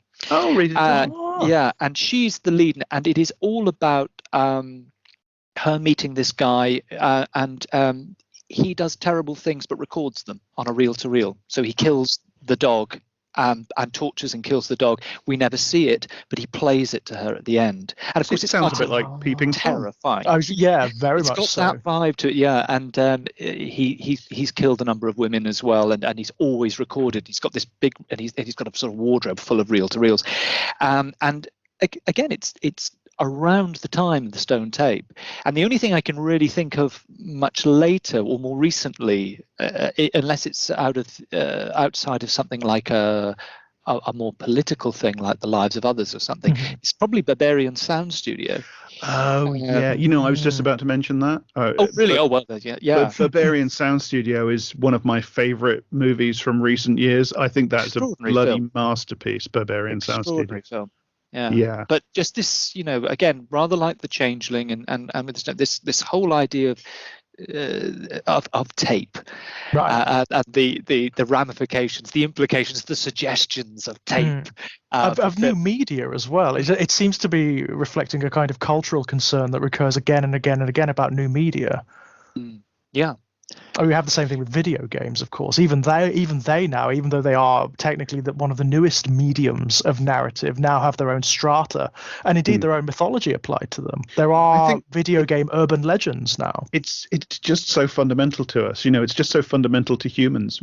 We are the storytelling animal. We are the narrativizing animal. We are the self-narrativizing animal, and we are the representational animal. We represent. It's one of the things that makes us distinct. Yeah. And I think we are just intensely fascinated by and anxious about, particularly in the age of the mass representation, where there are literally there are more representations in the space of an hour of everyday life than you can possibly account for, and also the mass commodification and the mass oligarchical control of representation. I think it's just something that we are just destined, for as long as we live in the kinds of societies that we currently live in, we are just destined to be constantly anxious about this. Yeah. And reproducing stories about endlessly. Yeah. And what is the stone tape is a story about, anxiety about whether or not the representations of ourselves can actually be ourselves trapped. It's about when we are does the mirror capture your soul? This is a very ancient. It's a very old superstition, isn't it? Yeah. And again, we've running from that idea. Can you imagine if the phenomenon in the room was actually a sentient, in some sense, a soul that had been stored in the stone, and Brock had succeeded in commodifying it? You would have a situation where a corporation actually owned and sold people and mass produced basically people's souls. Sold people's souls. Yeah. Reproduced, copied people's souls. Yeah. But actually, it would be so far from this in how film is commodified, and the people with the exception of Jane Asher, I think, and a couple of the young. I mean, everyone in that's dead. And, can you imagine a situation where people are algorithmically reproduced from their social media? Yeah, I mean, and then copied and projected. Christ, we're accidentally edging towards Rocco's basilisk. Yeah, but again, I think it's, for all that I can grumble at Neil on certain things, I'm fascinated by what seems to be his fascination, because not only in the stone tape, but again, he is fascinated by things that record. I mean, if we're going to go back to the pit, that buried hull, and it's even the same, although he goes into the idea that it's the occult symbols and race memory, but that idea that people are kind of a needle, certain people are a needle, and they hit the shellac or the vinyl of, in that case, the Martian hull, in this case possibly, if we're to follow Brock's line, the stones. It's obviously something that is continually percolating away in his brain.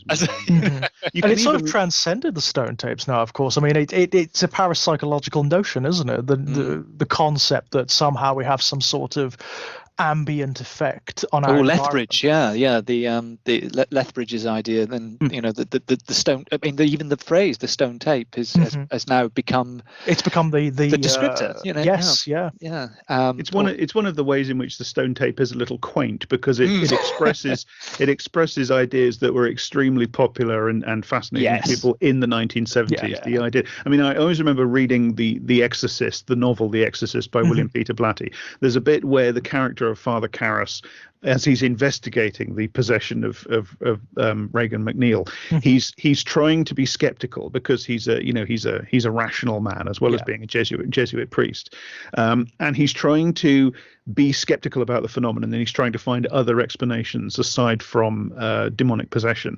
And one of the rational and scientific explanations that he hits upon for stuff like the furniture in her bedroom moving around is ESP, which in the 1970s that made perfect everywhere sense, because it was a field that was I don't think it ever was, but it was a field that was considered to be open for scientific inquiry. It's what you've hit on there is something, again, the Exorcist does something similar. Not ESP, I beg your pardon. Telekinesis is what. Telekinesis, the Exorcist does the same thing, a similar thing rather, to the stone tape, where we get this lovely irony that runs through. I mean, in The Exorcist, of course, we get this modern woman, this mother, this secular person, trying to convince a priest that it's a demonic possession. Right. No.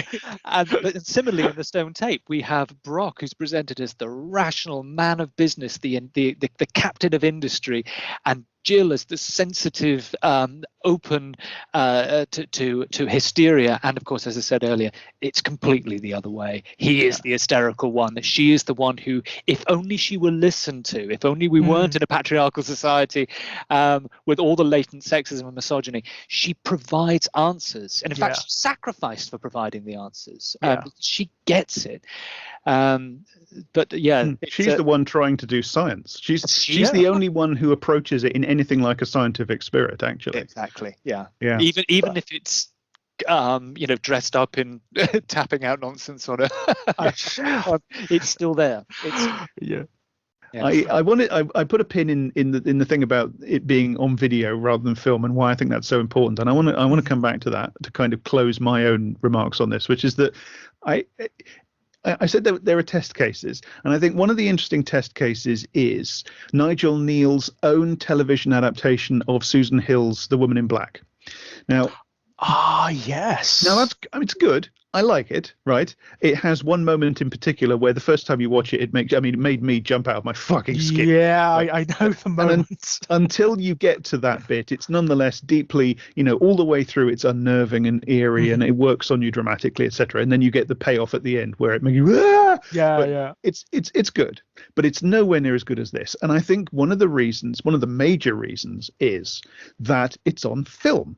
And one of the things, The Woman in Black, again, deeply hinges on sound, and it deeply hinges upon the idea of recording. One of the things that happens in The Woman in Black is that spoilers, but in the backstory, there is a sort of horse and cart accident where a carriage, which carries, I can't remember who's in it, but there's the crucial thing is that there's a little boy in it, and the carriage has an accident and it goes into a swamp or marsh or whatever, That's right, yeah. and it sinks in the marsh, and the boy dies. The boy goes under the water into the marsh.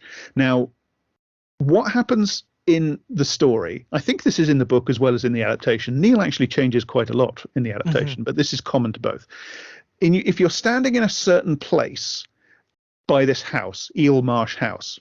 If you've only seen the movie, the Daniel Radcliffe movie, by the way, listeners, you owe it to yourself to check out the television one that I'm talking about. It's much better. Definitely. But if you're standing near the house, you every now and again, when the circumstances are right, you hear the accident happen. When the mist is down and you can't see anything around you, you can nonetheless hear the accident happen. The horses whinnying and the coach crashing and the screaming, etc., etc. Now, one of the things that happens later in that is that when the main character is lying in bed in his hotel room, he starts hearing these sounds again, and it doesn't work. In the TV adaptation, it doesn't work, and I'll tell you why. It's because it's on film. Yes. And you can just tell. So I can't tell you the technical stuff. I couldn't tell you. But you can just tell that what you're hearing isn't happening in the room. Right. It doesn't sound right because you've got the live, not live, obviously, but the audio from the room where it's been recorded, actuality, we used to call it when I was studying radio journalism, which is actual sound you record where you are. You've got the creaking floorboards, it sounds right. People speak, it echoes in a certain way, and you can see that it looks right. And it's obviously, I think it's filmed on location and it's filmed on film. So when you get this sound overlaid on the picture, you can just tell that that's what's happening, that it's a sound that's being edited in, that it's not happening in the room, right? And it drains all the scary out of it. Yeah. And there's another test case, which is the Lawrence Gordon Clark BBC Ghost Story for Christmas adaptation of The Stalls of Barchester, which again, it's great. Yes. It's great. I love it. But there are bits where it's shot on film, on location. Robert Hardy's on the stairs, and a voice comes in, a ghostly voice, but you can just tell that it's not happening in the same place. It's not there. No, you film. could so tell. I know exactly this, and you are absolutely right. It sounds like something that someone's done in a sound studio or something to that effect. Exactly. But that's not the case in the stone tape. When you hear the scream in the stone tape, you don't get that disjunction because it's on video. Mm-hmm. Yes. Yeah, it syncs better. Isn't Michael Bryant in one of those? He is. He's in The Treasure of Albert Thomas. Yeah. He's another excellent stunner. In a way that I'm afraid he isn't really in the stone tape, because I don't think he's really cast very well in the stone tape, whereas he is cast perfectly for the Treasure of Albert Thomas. But it's so important that it should all be on video. It's so important. It's so and the same thing in a different form is true of the video effects that we talked about at the start. Yeah. But absolutely. I think that the what you've said is that's really convincing as an argument, and I think coupled with what I said earlier about the just a certain sense of a free sort of danger when watching a videotape, even recorded videotape, because you think it could go wrong. It's a very attractive format, and it's just a pity that it's gone, because it does because there's very few. I mean, there are edits, of course. They have to cut to different sets, but in those long scenes, they're just vision mixing, and you just know the guys on the cameras have got to get framing it as well as they can, and the actors have got to hit their mark, and this is integral to how Nigel Neal writes, and it's integral to how he imagines television, because he started in television very early in the days when the Quatermass TV shows. They were live. They were live performances. People were watching them at home on their tiny little black and white televisions as they were being performed in the studio. Wow. To the extent where he, as writer, was even having to perform one of the key special effects on the first one. Him and his wife.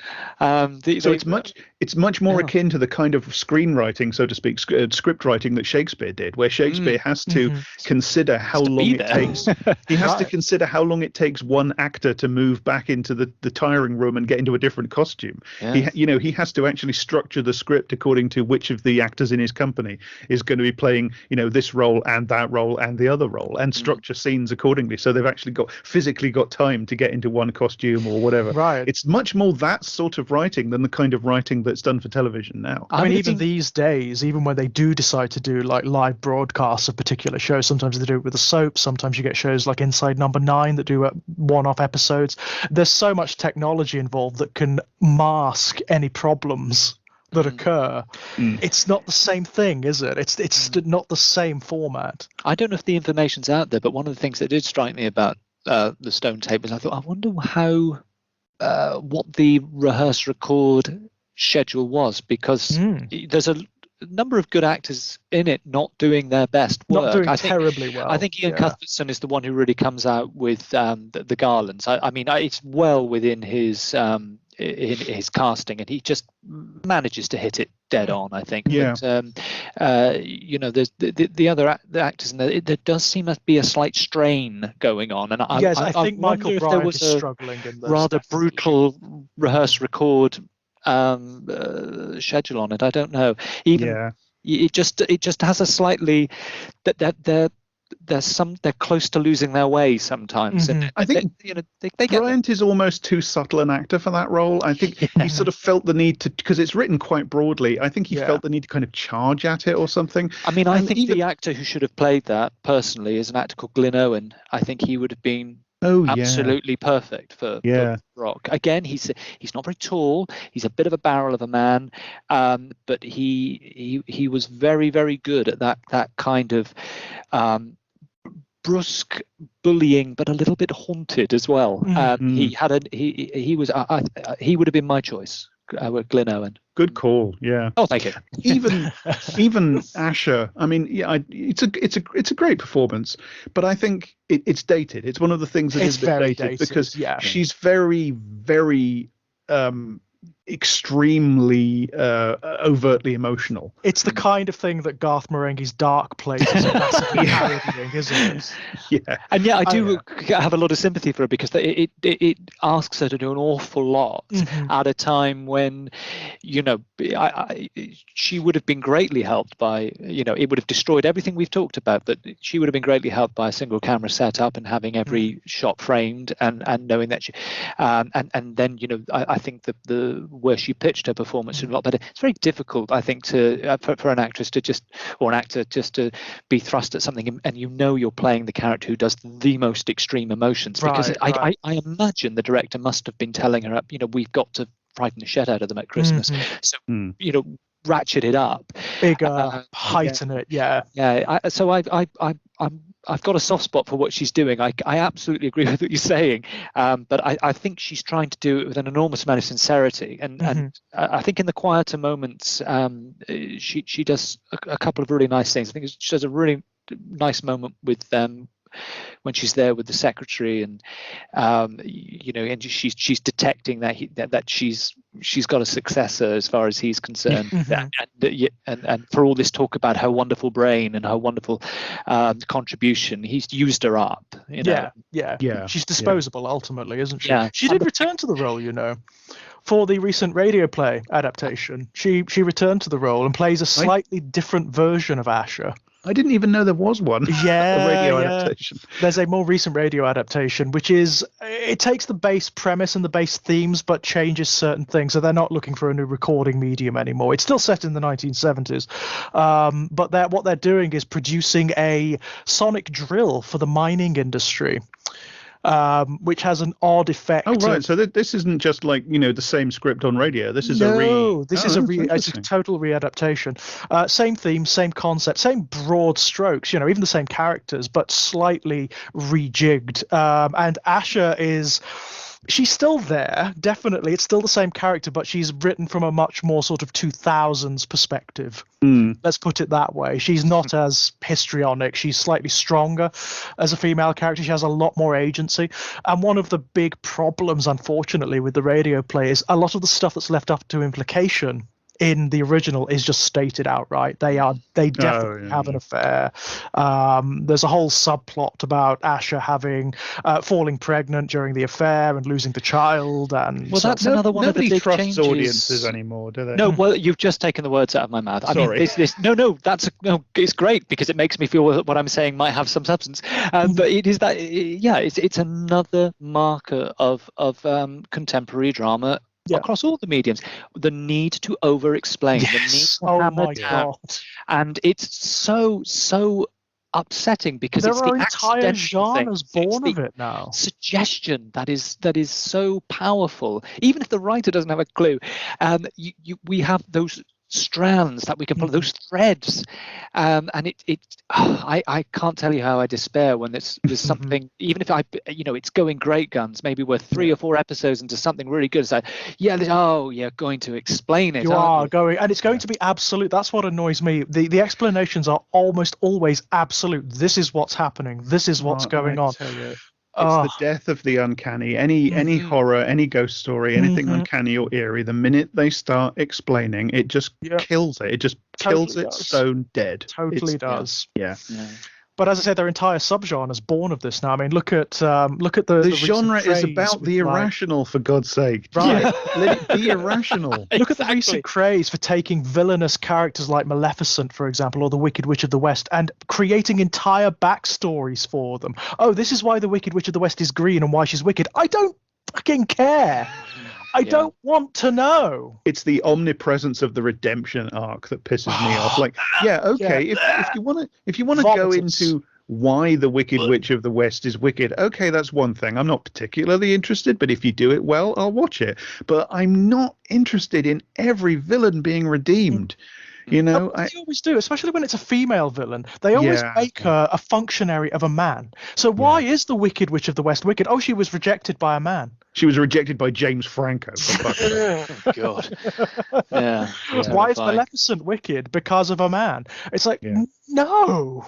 Yeah. Well, our culture has moved on from wanting to express the fact that it finds female agency, and particularly female political or sexual agency, deeply threatening, to the point where that's not enough. We now have to say, but women can be brought back into the mainstream of happy neoliberal concord.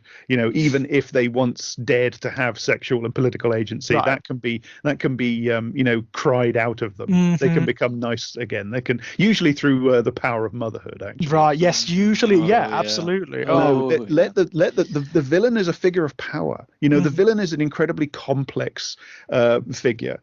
The villain is a way to stigmatize and condescend and demonize the people that you oppress and the political outsider. But the villain, it's just kind of not something you can. The text just can't control the villain. The villain is always going to have this air of power, this glamour of rebellion about it. It's always going to be great for the people you put in the villain box are always going to say, "Hey, I like this box. I can attack you with this box." That's why queer coding happens. It's absolutely. I mean, queer coding is an expression of homophobia. It's absolutely an expression of homophobia and heteronormativity, but it's deeply important. Loads of queer people love the queer villains. They find them expressions of power and rebellion and refusal and. Yeah, particularly if you're going up against orthodoxy, particularly if you're going up against, everything that's, giving you a shit old time over the decades, then it's empowering, isn't it? I mean, it's actually taking a weapon away from heteronormative culture. It's like, okay, all right, you're going to give us this, fine, we'll use it. Yeah, we'll take it, But although probably the most frightening thing about the stone tape on reflection might not even be the last scene. I think it might be Reginald Marsh's wig. It's a wonderful moment when they introduce Crawshaw, because I'm like, where are they going now? I mean, Crawshaw, where did these decisions come from? The dye on his hands. I'm like, what the hell is that? What does that even mean? I don't know what I have to say, I draw a bit of a question mark over it, because I know Reginald Marsh was probably most famous for playing comedy, and they've put him in this absurd wig, and he's got these absurd clothes on, the dyed hat, and I'm not really sure what they're going for there. I have the thing I like about that, the thing that makes it work for me, is the last time you see him at the end, He's in a double-breasted suit, and his hands are perfectly clean. He's obviously got something on, and he's just, his hair's still a bit weird, but he's cleaned up. He's fine. When business has to be done, he can do it. I think this walking around in a disheveled state with a dirty white coat on, with his hands dipped in dye. Well, they're both performative, aren't they? It's an affectation. Yeah, the bastard dips his hands in dye before he goes anywhere. He does it to intimidate people and show off. Yeah, it's a different. He's the flip side of the coin, isn't he? I mean, but it is that I mean, and they're excruciating, but they are brilliant in terms of how they're done for effect. The pep talks to the boys, they're horrible to listen to. And you say, what you're doing is you're staking out your authority. I mean, this is your dick swinging contest, and it's just. It reminds me of. All Brock's behaviour in those early scenes actually reminds me of a scene from. Do you remember the film Barton Fink? Oh yeah, and there's a wonderful scene where it's a great movie. There's a wonderful scene where Barton goes to meet the head of Capitol Pictures. Capital Pictures, it's brilliant, isn't it? I mean, you couldn't get more on the nose, and I love it. And he says, you're a writer, you're really important and everything. Of course, my dick's bigger than yours, metaphorically. Well, maybe actually as well, because I'm the boss. And you think, Brock is dying to say that to all those guys. It's like, he just wants to Barton Fink them. Yeah. Well, guys, this has been a fantastic chat. Thank you so much. Absolutely superb. It's so lovely to actually talk to people about stuff like the Stone Tape. It really is. It really is, isn't it? Bit of archaeology. Yeah, absolutely. And I think you said earlier, George, that more people know about this than the Changeling, but I still think it's a neglected work, really. And I think I think people. I don't think people really get it. I don't think people get how great this is and how multidimensional and how important this is. I think what's going to happen is if people go and watch it on the basis of this, they may judge it on aesthetics more than anything, and that will mean that they probably don't enjoy it as much as we do. Well, I hope if we've done one thing here, I hope maybe we've talked about how important the aesthetics, even like the aesthetics that look very dated to us now, how integral they are, and how you have to view them embedded in their original history. Yes. And to see the work as very much whether deliberately or accidentally, I mean, it's very hard to tease out levels of agency in this sort of thing, but it's an incredibly integrated piece aesthetically and in terms of its content. Absolutely, in terms of its themes and whatnot. Context is all important. Yeah, I feel. Okay, well, that's brilliant. Thank you so much. So, my pleasure. Are we're still planning to come back for Ghost Watch? Well, we kind of have to now. I'll come back as long as I'm invited. Ghost Watch is essentially it could almost be a sequel. It could operate in the same metaphysics as the Stone Tape. I mean, you said that you had it in a double pack, and I think that's so. And I got to tell you, I've got the DVDs, the BFI DVDs for so good. Stone Tape and Ghost Watch, and they live next door to each other. I mean, they just do. They couldn't very comfortably. It's like the fantasy double pack of Labyrinth and the Dark Crystal. They just go together. They just go together. Okay, so brilliant. Ghost Watch next time. Brilliant. Look forward to it. Wow. Have a good one, fellas. Bye-bye.